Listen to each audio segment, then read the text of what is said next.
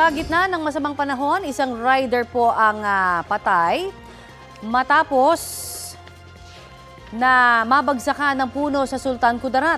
May natumba rin puno sa Baguio City. Baha naman po ang namerwisyo sa ilang pangpanig ng bansa na bunsod ng ulang dala ng hanging habagat. Balitang hatid ni Bam Alegre.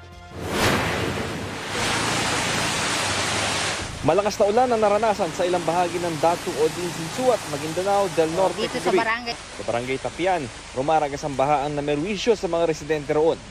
Lubog ng baha ang proper area sa Tapian. Lahat ng mga bahay ito, pinasukan ng tubig. Maawa kayo. Sabi ng ilang residente, maghahapunan at magpapahinga na sana sila nang biglang bumaha. Huminto rin ng ulan matapos ang 3 oras. Binahari ng barangay Awang. Nahirapang bumiyahe ang ilang motorista dahil nagmistulang ilog na ang kalsada roon dahil sa baha. Bumagal tuloy ang daloy ng trapiko. Apektado rin ng baha ang ilang bahay at establishmento. Sa Palimbang, Sultan Kudarat, patay ang isang motorcycle rider matapos mabagsakan ng nabuwal na puno ng nyog sa barangay Badyangon.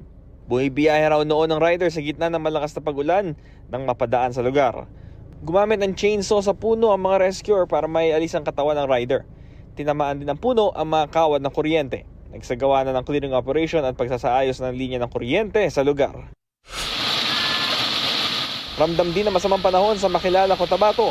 Sa isang paaralan doon, nagpatila muna ang ilang estudyante. Ang ibang estudyante na may payo, umuwi agad sa kasagsagan ng ulan.